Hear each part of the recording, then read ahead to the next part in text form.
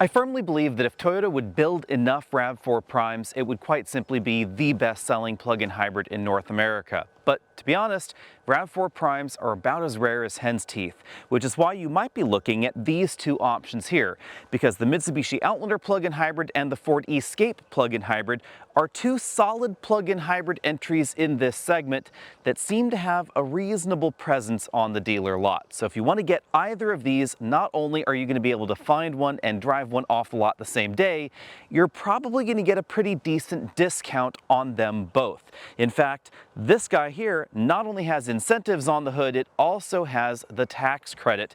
And then there's some pretty crazy cheap lease deals going on the Outlander. Today, let's take a look at these two options and see why you might choose one over the other and why you might be willing to take one home instead of waiting for that RAV4 Prime.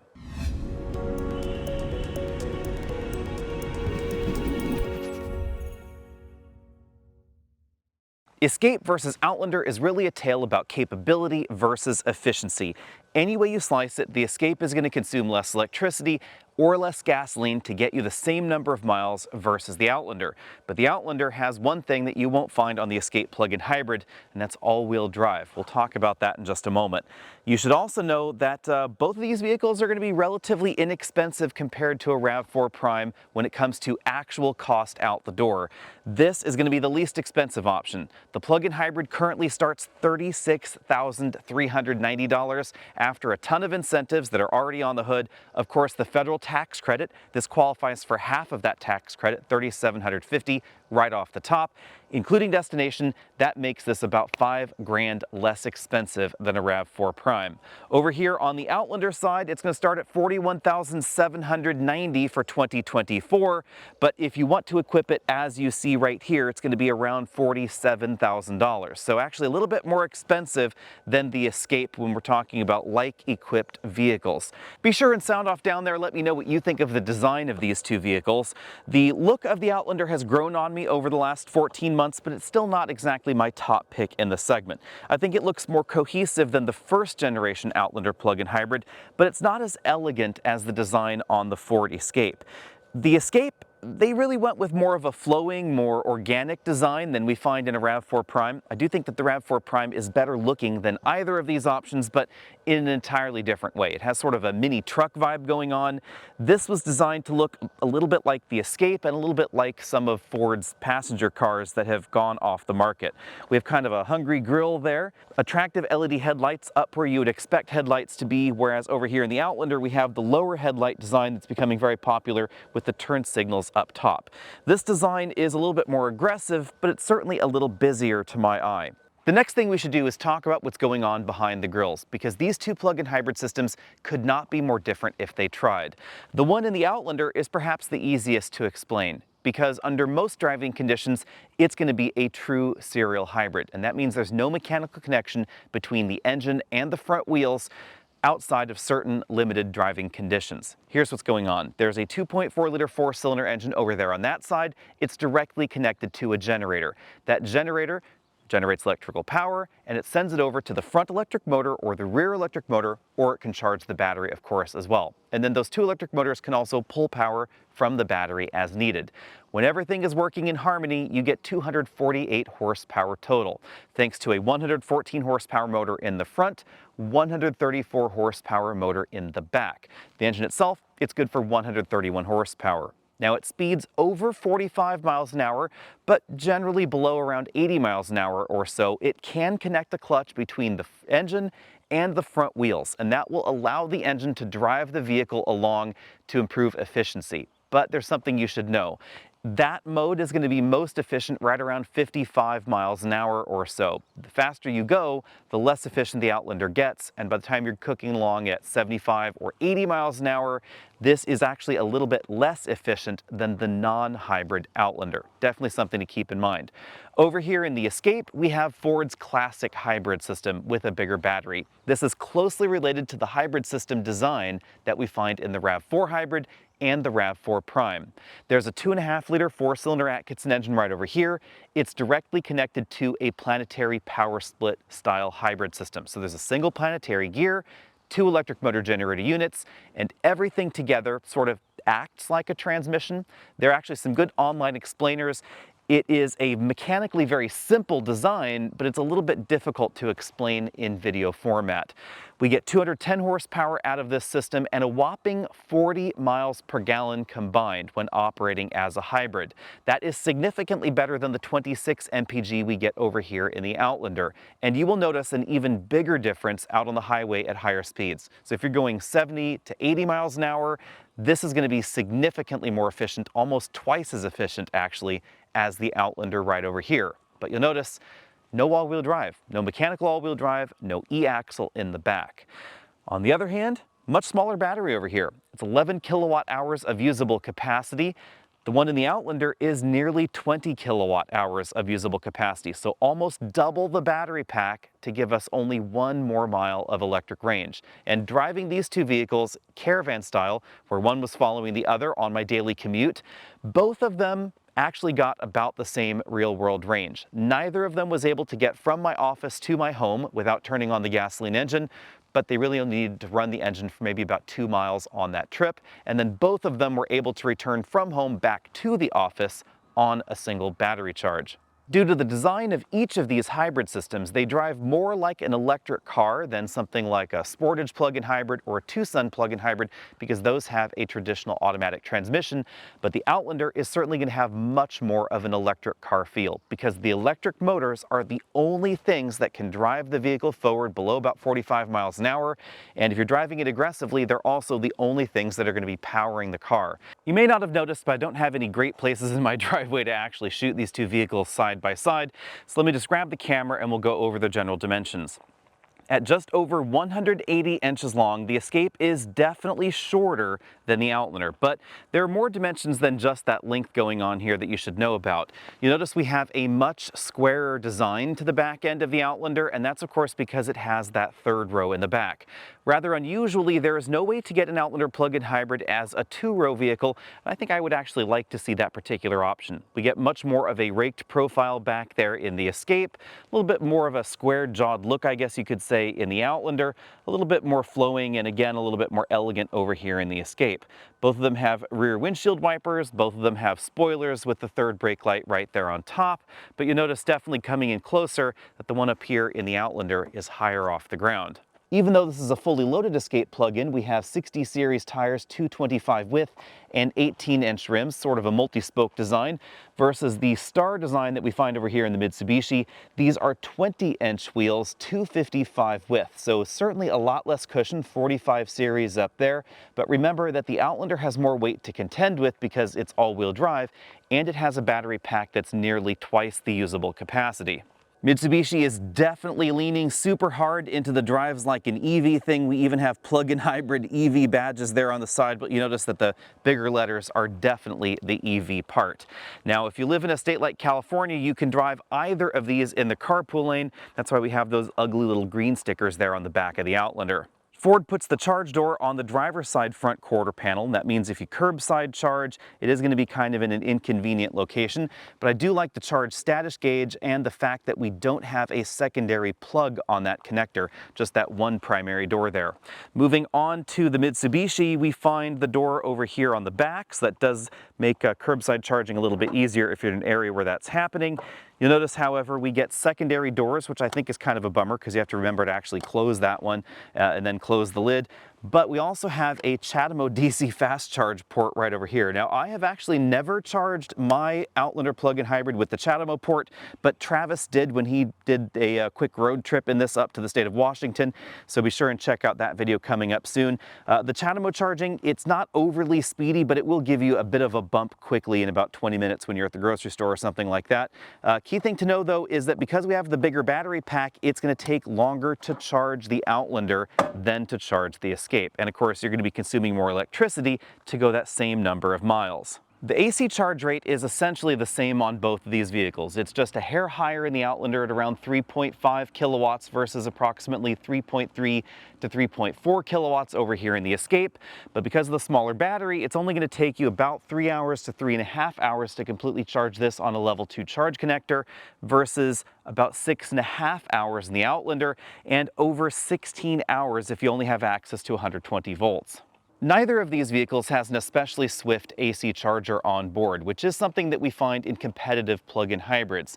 But that's a bit more of a problem for the Outlander and its bigger battery, because it's going to take 6.5 hours on level 2 to charge this from 0 to completely full and get you that 38 miles of range, versus about 3.3 hours over here in the Escape, even though the Escape's onboard charger is slightly slower at about 3.3 kilowatts versus 3.7 kilowatts in the Outlander, and that all has to do with the battery size. If you don't have access to a level 2 charger or you don't want to install one at home, it's going to be easier to integrate the Escape into your life, because on regular level 1, it's going to only take about 11 hours to completely charge the battery. So the average person should be able to just roll in home, plug this into a regular 120 volt outlet, go back to work the next day. Over here in the Mitsubishi, that's going to take 16 to 18 hours depending on the kind of power you have access to, and that means it may not get completely full by the next day. On the other hand, we get more cargo capacity in the Outlander. Let's take a look at the Escape's cargo area first. Behind here, we have about 3 cubic feet less storage space than we find in the non-hybrid version. The hybrid and the plug-in hybrid have basically the same cargo area, which means we get a spare tire under the floor. This is one of the very few plug-in hybrids available in North America with a spare tire. You can see that's where the EVSE has been stashed at the moment. No spare tire is going on in the Outlander, of course, but we get more cargo room. So if I open this one, hatch opens nice and wide, and nice and tall, actually, I have to say. Taller than the hatch over there in the Escape, generally due to the opening back here. Speaking of the opening, it's taller and it's squarer, and yes, you can see that much bigger cargo area back there, even though we have the third row seats. The third row seats flip and fold, so if I pull out this little strap here, we were carrying something in the back and had it strapped down, you then pull out the mat. We'll see if I can do this one-handed. It's actually not too hard. Then we follow the instructions down here. So number 1, we flip that up and over in that fashion. You can see what it looks like there. Then we pull strap number 2, right like that. Then we fold up these ridiculously tall headrests. Just check out how huge those things are on both sides. And they're that big because this third row seat is very small and it's very low. Don't worry, I will be climbing back in there. With that seat in place, you have this very small cargo area there, and then really nowhere to put the floor mat. I do think that's the one bummer. Design-wise, I prefer the interior of the Outlander over the Escape. I also like the color palette of this particular model. This is an SEL trim with the optional light gray leather interior. Now, most of this interior has been borrowed straight out of the related Nissan Rogue. Again, this is my own vehicle, so that's why we have the all-weather mats. I live out here in the country with a gravel driveway, so everything gets gravelly over time.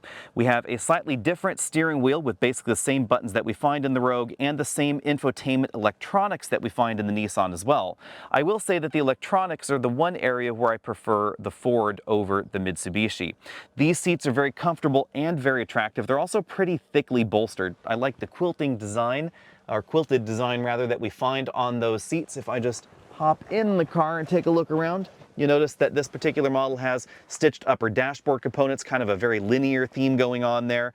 Basically the same software that we find in the Nissan lineup. It's pretty easy to use, pretty easy to understand, and CarPlay occupies the entire screen, but it doesn't look quite as elegant or quite as feature-rich as what we find in the Ford. One big difference, though, that you're going to see in a moment is we have an actual heads-up display there. Big, full LCD instrument cluster right there with an adjustable view theme. You basically get to choose whether you want more traditional looking dials or these tilted to the side dials. I tend to leave it in that mode most often. We get 3-zone automatic climate control down there, Qi wireless charging mat, and rather unfortunately some shiny black plastic here in the center console that does seem to scratch relatively easily over time. The driver's seat, it's pretty adjustable. 2-way adjustable lumbar support there. Sadly, no four-way lumbar. Now, this seat is in my seat memory position. Let's go ahead and see how I fit right behind it. The seats in the Outlander slide forward and backwards, so this is a movable second row because of the third row behind. As you can see, second row headroom is pretty decent as long as you don't lean forward a bit too much, because we have this big panoramic moonroof, and that does cut down on space just in front of the rear passengers' heads. Legroom and footwell room is pretty generous. You can see I have maybe about 2 inches of legroom left there. We have a relatively small hump in the middle. That's an access port for battery maintenance and one of the disconnects, as I recall. Heated second row seats and 3-zone climate control. One thing that I find odd is that the factory all-weather mats, they don't cover this middle hump section right there. Getting into the third row is relatively easy. I pull this little lever right there on that seat back, and then you can tilt and slide those seats forward in that manner. Then we have a very small opening to try and get into the third row. You really do have to kind of jump over that wheel well there, and then you can kind of try and stuff yourself in the back. Not a lot of foot room is going on here, but I will do my best to try and move that seat into a position where some human could kind of sit there in the second row. This seat, that's all the way back. You can see there's really no legroom left there. I mean, really absolutely none at all. However, in this seat position, I could move the driver's seat forward a little bit, sit up there as a driver. I could actually sit here in the second row. You can see that without moving that seat forward, without moving the driver's seat forward, rather, the second row seat would not have any legroom. And then I could fit my legs here, but you're really not going to be putting any adults in the back. There's just no way for someone my height to fit back here. Now, on the other hand, I actually love this third row.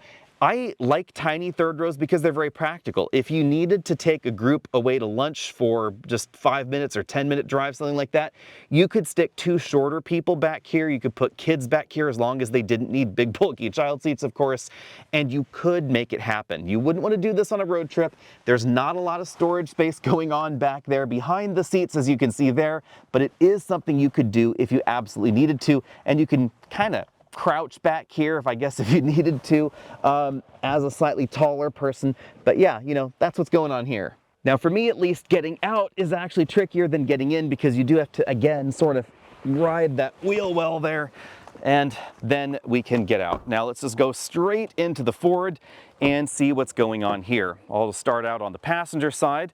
The design is obviously more austere. I would say it's colder. Most of the Escapes that you're going to find on dealer lots have this dark on dark on dark interior. There are a few different interior color options available, but it seems like most of them are this color combo. The plastics aren't quite as nice. We have a rubbery upper section of the dashboard, soft touch injection molded there, soft touch in the middle, but lots of hard plastics lower on the dash. We have a huge bin style compartment. I was able to fit an 11-inch tablet computer inside, and then sort of imitation metal trim running across the dash and the doors. The software, though, that is definitely better, and this recently received a big LCD upgrade. This screen is just over 13 inches, and it is running the latest version of Ford's Sync operating system. Now, it's worth noting that Sync is at the end of its road, and it's going to be replaced by the Ford Digital Experience. So this is the latest version of Sync, but not the latest version of Ford's software. However, it is a little bit more attractive than what we find in the Mitsubishi and relatively snappy. Some of these system features are not quite as responsive as the correlating features in the Mitsubishi, but I do like the look and I like the functionality just a bit more as well. Also, the screen is notably larger. Now, not larger is the heads-up display, and that's because it's not a traditional heads-up display. Instead, it's one of those little sheets of plastic like we used to find in some Minis. It goes down into the dash and then a lid closes on that little compartment. So it's not quite the same as a windshield projected display. We do, however, have a full-color LCD instrument cluster there. I don't like the design quite as much as the one in the Mitsubishi as far as the aesthetics go, but I do like the power gauge here and the way that this system shows you what drive mode you're in a little bit better. Also, it kind of shows you what power source is being used at any one moment. The steering wheel, again, not quite as attractive as the one we find in the Mitsubishi, but definitely functional, also heated with the adaptive cruise control controls over there on that side, the menu buttons over here for that multifunction instrument cluster. As we see in a number of Ford models, the front seat backs are a little on the thin side, which helps improve rear seat room, but gives us a little bit less padding up front. And I do find the seat bottom cushions a little on the short side. How short? Well, here I am over on the passenger side, and as you can see, there's a reasonable amount of room between my knee and this front of the seat bottom cushion. That means we get a lot less thigh support. Some of you are probably thinking, hang on, that front seat back doesn't look all that thin. Well, let's move over here to the driver's side so you can see what's going on a little bit better. We have an aggressive curve in the back of the seat, and that means that if your knees are together, you have a reasonable amount of legroom, pretty similar to what we found in the Mitsubishi. If, on the other hand, you have your knees in a more comfortable position, then the amount of legroom really gets cut back. And if you have longer legs than I do, you're definitely going to notice that. We also have a little bit more of a hump here in the middle than we find in the Outlander, but it's still very, very slim. Keep in mind, no driveline is going to the back. Rear seat headroom is a little bit lower than the Mitsubishi, mainly because I'm right under this panoramic moonroof rather than sort of behind it in the roofline. It's kind of an optical illusion. This panoramic moonroof is actually smaller than the one that we find in the Mitsubishi, but because the interior dimensions of the Escape are smaller, it actually feels bigger and helps this interior feel a bit roomier. On the downside, you'll notice that the sides of the doors here and the roofline, it actually comes a little bit closer to my head on the side because it's not just the back end that's boxier in the Mitsubishi, the side profile is a little bit boxier as well. Even though we don't have a third row in the Escape, we have second row seats that slide forward and backward. That would allow you to put a child seat a little bit closer to the driver or front passenger if you wanted to, or obviously reclaim a little bit of room for extra cargo items in the back that are on the long side. Now let's talk about how the hybrid systems compare out on the road. Probably the first thing you're going to notice is that the Escape plug-in hybrid system is more willing to stay in electric-only operation despite the smaller battery pack over a broader range of speeds and driving situations. And when the engine does turn on, when it needs to turn on, it's not going to stay on quite as long. That seems to be a software thing in the Outlander. I know it's something that a lot of folks have complained about. If you accidentally press a bit too hard on the accelerator pedal, or it's just a little bit too cold outside and the climate control system is set to auto, it's going to turn the gasoline engine on, and then it just stays on for what seems like a really, really long period of time. This is a bit different. We have the EV Now mode engaged. If I floor it, it's not going to turn the engine on. It's a little bit more like the RAV4 Prime. I get the most oomph that this battery can deliver, up to, about 75 or almost 80 miles an hour or so. Absolutely no problem. If I want the engine to engage, there's a little message on the instrument cluster. I just have to hit the OK button on the steering wheel, then it will fire up the engine and I get maximum power. Things are a little bit more simple in the Outlander. If I'm in the EV drive mode in the Outlander and I've started it and the gasoline engine doesn't need to turn on for heating the cabin, it will just cruise out on the road. If I need the extra oomph, I just press harder on the pedal. Past a particular detent, it will engage the gasoline engine. The problem is, once it's been engaged, it runs and runs and runs. And there are times where I just wish it would turn back off. The only way to do that is turn off the car, restart it. Here, if I, for instance, put this in the EV charge mode, engine's definitely running. Woo, lots of torque steer there. Now I go to the EV Now mode, I will get this little message says engine enabled for system performance, but after a relatively short period of time, it's going to turn off. I'll just keep talking and we'll figure out exactly when it ends up back in the EV only drive mode. As far as acceleration goes, the Outlander is definitely the winner here. It has more power and a lot more torque, and the way that it applies the power is a little bit different. We have the bigger battery pack, which allows it to deliver a lot more oomph from the battery. That's how it gets 0 to 60 in 6.8 seconds. It's not RAV4 Prime speed, but it is definitely faster than this, about a second. This is 7.7, the Outlander is 6.8. On the other hand, the Outlander is a lot heavier. It's about 700 pounds heavier. That's because of the all-wheel drive system, second electric motor in the back, and of course, the battery pack that's nearly double the usable capacity. 4,600 pounds versus 3,904 in this particular model. You will definitely notice the weight out on the road. Actually, oops, we just ended up right back in the EV only mode. So that's as long as it took to just heat up the catalyst and get going. This has not run the engine so far today. Now I can just floor it back in the EV only mode. We're climbing the hill. We can definitely do it at the speed limit here. Now, as far as EV 0 to 60 times go, those are actually pretty similar. Getting back to the weight in the vehicles though, that's part of why this stops shorter. 120 feet from 60 miles an hour to 0 versus 129 in the Outlander. It's actually a pretty good showing in the Outlander. That is shorter than the last RAV4 Prime that we tested. A little bit longer than when I first tested the Outlander because the tires are a little bit more worn in our model. We have about 13,000 miles on the clock at this point. But again, still heavier. Now, when it comes to handling, you're going to notice that extra weight. On this road, the Escape has a nicely balanced feel to it. Even though we still have that electric motor and engine up front, the battery pack more centrally located helps balance the power out. The lighter curb weight, it's really obvious. The Outlander can have sort of a soft and floaty feeling in the back. If you start pushing it harder in the corners, the rear end has kind of an unsettling wobble at some speeds. You will get used to it, and it doesn't really seem like it's going to fly off the road or anything, but it does have an unusual feel to it that reminds me a little bit of the Kia Stinger when it launched, and also some versions of the Dodge Durango. They kind of have that unusual float in the rear. Again, not bad, just sort of a different feel. I would say that the RAV4 comes across as a little bit better balanced. It can send power to the rear, which this cannot, and that's one thing the Outlander will do. Power on, you will definitely notice the rear end will rotate just a little bit because it will start sending power to the rear, and it's going to use the brakes torque vector across the axles. That's a really well done all-wheel drive system. This, on the other hand, you get torque steer when you floor it and it's in hybrid mode. You don't really get much in electric mode because there's not a lot of power there, but for a front-wheel drive option, it comes across as pretty darn sharp. Ride quality-wise, I would say the win goes to the Ford, and that's mainly because of the higher profile tires and the lighter curb weight. There's just less weight to have to damp, so the dampers don't have to be quite as firm. Everything's just a little bit better sorted on a rougher road. Especially in potholes, you'll notice a pretty decent difference. Now, these wheels do look kind of small, and the wheels on the Outlander do look pretty cool because they're 20-inch wheels, but that's something to keep in mind. Cabin noise, this also comes across as a little bit more hushed. Now keep in mind the cabin is a bit smaller, so we don't have a bigger open space back there like we do in the Outlander. That could be some of that. It's not an enormous amount of difference. The Outlander is right around 71.5 decibels. This is 70.5 in our testing here. The real win is fuel efficiency. Driving this just as a hybrid in my daily commute, I averaged 43 miles per gallon. In the Outlander, I averaged 25.1. That's pretty close to its EPA score of 26 mpg. This is EPA rated for 40 mpg. The design of the hybrid systems is the entire reason. I go into a great deal about that in other videos in the Outlander. I won't belabor the point here, but a serial hybrid is not the most efficient drivetrain style, which is why, of course, that Outlander has a clutch, and it's actually going to try and engage that clutch at particular speeds to help improve efficiency.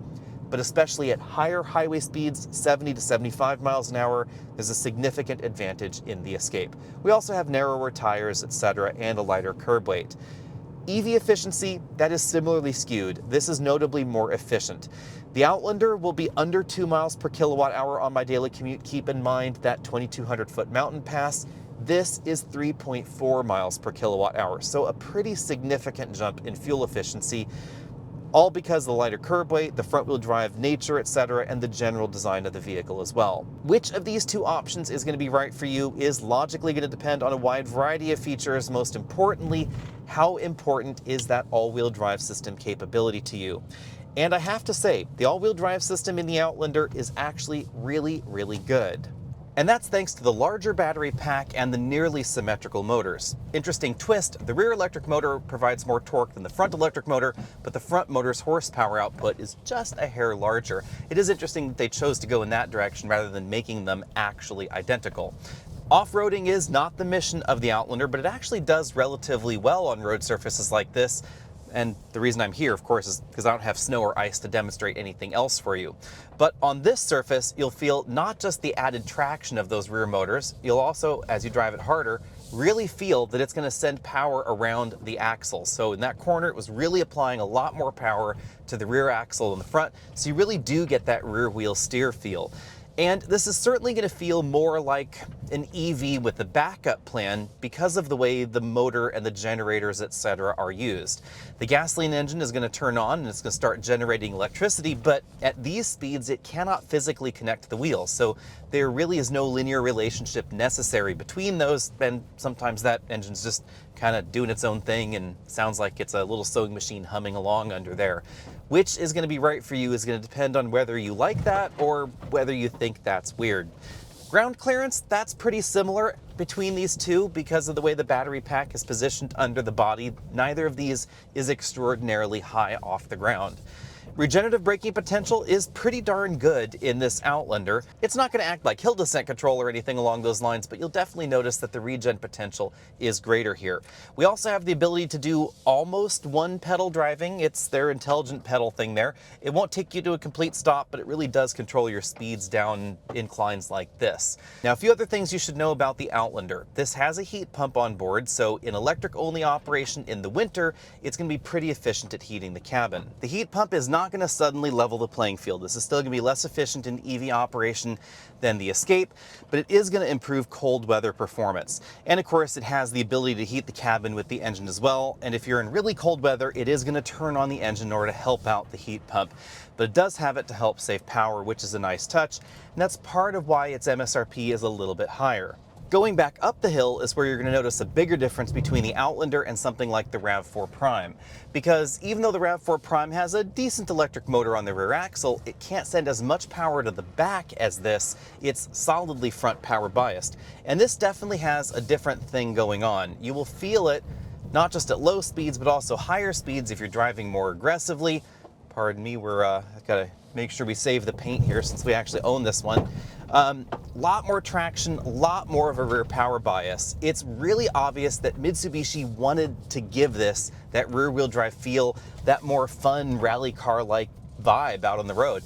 I'm really surprised about that, and I'm kind of surprised that we don't find this in something a little bit more sporty overtly. The suspension tune in here is not the sportiest, but we definitely have that rear power bias and the ability to have a little bit more fun when you want to. Also, definitely improved traction if you do plan on taking your Outlander further off the beaten path. Just, keep in mind those relatively low profile tires and the ground clearance. This is not trying to be a Wrangler or anything like that. Price and efficiency are definitely the big advantage for the Escape. Ford has been pretty consistent with the incentives available for the Escape plug-in hybrid, and including the tax credit, available incentives, and the destination charge, this is going to be quite a bit less expensive than the competition. $36,390 is currently where this starts. Again, 37 miles of electric range, 40 miles per gallon. That's about $5,000 less than the RAV4 Prime, and at least in this area of the country, RAV4 Primes still tend to go over MSRP, and you might be able to get an even better deal on an Escape depending on exactly where you are in the US. You will get a decent deal on an Outlander, but it's going to start a lot more expensive, $41,790 after destination. And we don't find the same sort of consistency with the incentive spend on the Outlander currently. This will get you 38 miles of range and 26 miles per gallon after the battery has been exhausted. That delta is incredibly important, at least for me. And even if you are never using gasoline, in which case I would say, why didn't you just buy an actual EV? You're still going to be using less energy in the Ford than in this Mitsubishi. And after 14 months, that's really my only complaint about the Mitsubishi. And it's one that I just have troubles getting over. You use almost twice the electricity to go the same number of miles, and you'll use a solid 50–60% more fuel even when treating it gently versus something like the RAV4 Prime or this Ford Escape plug-in hybrid. It's just less efficient any way you slice it. Now, we do get that larger and more practical cargo area and the itty-bitty third row, but the bigger advantage for some folks is going to be the snow capability and the mild off-road capability. We have a almost symmetrical motor setup, so a lot of torque and a lot of power on the rear axle versus zero over here in the Escape versus some in the RAV4 Prime. If I were to pick between a RAV4 Prime and the Outlander and I was simply worried about all-wheel drive capability, it would be the Outlander anytime. I also do like the design, but my money would probably be on the Escape. Let me know what you would pick if your money were on the line. Would you be willing to spend a few $1,000s more to get all-wheel drive? If you would, then there's the Tucson and the Sportage. Those are going to be a bit more available than the RAV4 Prime. They're also going to have all-wheel drive. But if you don't need all-wheel drive, and there are a reasonable number of shoppers that don't really need it, then, check out that Escape plug-in hybrid. I think it's a really great deal, and I'm kind of sad that it appears to be on the chopping block. If you want to get your hands on the Escape, Escape, you might want to act fast because Ford has indicated that 2025 is going to be the end of the road for their popular small crossover. Why? Well, because it's not as popular as it once was. And that's, I think, easy to understand because we have the new Bronco Sport and it's been selling incredibly well. We also have the Maverick, which is very practical. Both of them are related to the Escape, but neither one has a plug-in hybrid option. Let me know what you think about that as well down there. And which of those vehicles would you love to see a plug-in hybrid in, assuming you could get it with all-wheel drive, of course. For me, I think that would be the Bronco Sport, but I know for a lot of folks, it would certainly be the Maverick. Maverick, all-wheel drive with a plug-in hybrid and maybe 30 miles of range, that would be fantastic. But until we see that, I'll see all of you next week.